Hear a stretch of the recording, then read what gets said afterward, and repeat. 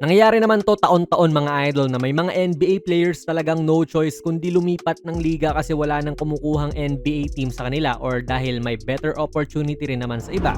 More playing time, more exposure and iba pang mga rason. Kaya heto ang mga NBA players na last season lang ay nasa NBA pa pero ngayon ayun lipat na sa Europe. Unahin po natin si Brandon Boston or BJ Boston na naglaro sa New Orleans Pelicans last season kung saan nag-average siya ng mga career highs across the board. Matapos ng 4 na taon sa NBA, kinuha na siya ng Fenerbahce. Hindi ko alam bakit hindi kinuha muli ng Pelicans nung si BJ Boston mga idol. Siguro baka okay na sila sa wing rotations nila. Pero makakatulong din sana siya. Makakasama niya sa Fenerbahce ang mga former NBA players din na sina Nicolo Melli, Kem Birch, Devon Hall at veteran guard na si Wade Baldwin IV. Sunod po ay si Richaun Holmes na maglalaro na sa EuroLeague powerhouse na Panathinaikos. Ito rin po yung team na napabalitang lilipatan daw ni Jonas Valanciunas pero nasway siya ng Denver Nuggets na pangatawanan ang kontrata niya kaya na-cancel ang pagpunta niya sa EuroLeague. Kaya kabig naman ang Panathinaikos at kumuha pa rin naman ng isa pang NBA big man in Richaun Holmes. Athletic big man to na bumagal na rin over the years pero magdadala siya ng NBA experience dito sa powerhouse team nga na ito na may former NBA players like si Kendrick Nunn, Cedi Osman, Omer Yurtseven, Juancho Hernan Gomez at Jerian Grant. Ito, si Lakers Summer League legend Cole Swider ay lalaro naman sa Anadolu Efes. Struggling kasi ito makakuha ng regular spot sa NBA eh. Nitong nakaraang season lang ay naglaro siya sa Detroit Pistons at Toronto Raptors bilang isang two-way player. Then sa Summer League nitong July ay bumalik siya sa LA Lakers kung saan isa siya sa mga naging consistent na players sa kanilang lineup. Pero kahit na ganun, sa EuroLeague pa rin ang bagsak niya which is hindi naman din masama. Maganda pa rin naman yung bigayan dyan. Makakasama niya doon ang mga former NBA players like Shane Larkin, PJ Dozier, Rodrigue Beaubois, Vincent Poirier, at Gorgios Papagiannis. Si Lamar Stevens din po na isang serviceable wing player ay papunta ng EuroLeague sa Paris Basketball naman. 6'6 wing player to na kayang lumaro ng 4 kung kinakailangan. Kaso wala, ganyan talaga ang buhay ng isang basketball player.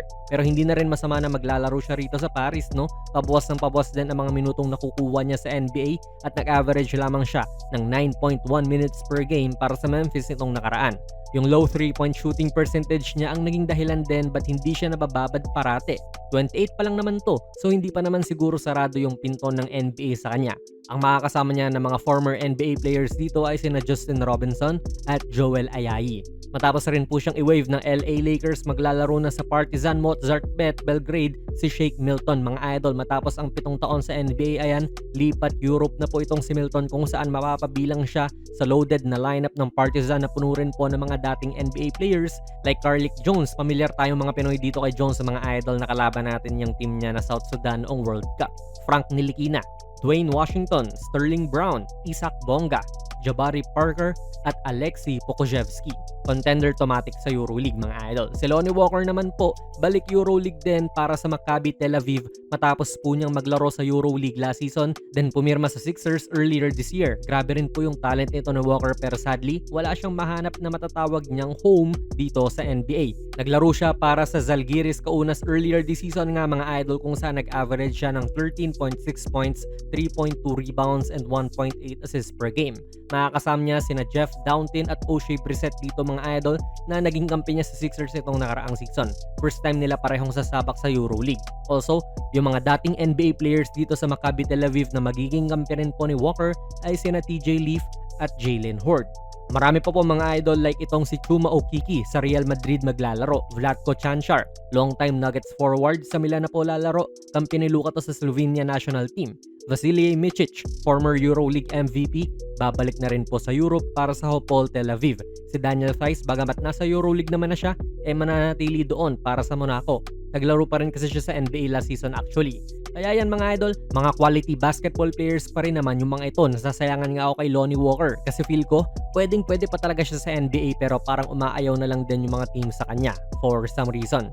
Kaya given the chance po, sino kaya sa mga ito yung pwedeng bumalik pa sa NBA? Ilagay nyo lang po ang inyong mga komento sa ating comment section sa baba. Kung nagustuhan nyo po ang ating video ay pakipindot na lang idol ng like button, mag-subscribe ka na rin sa ating channel.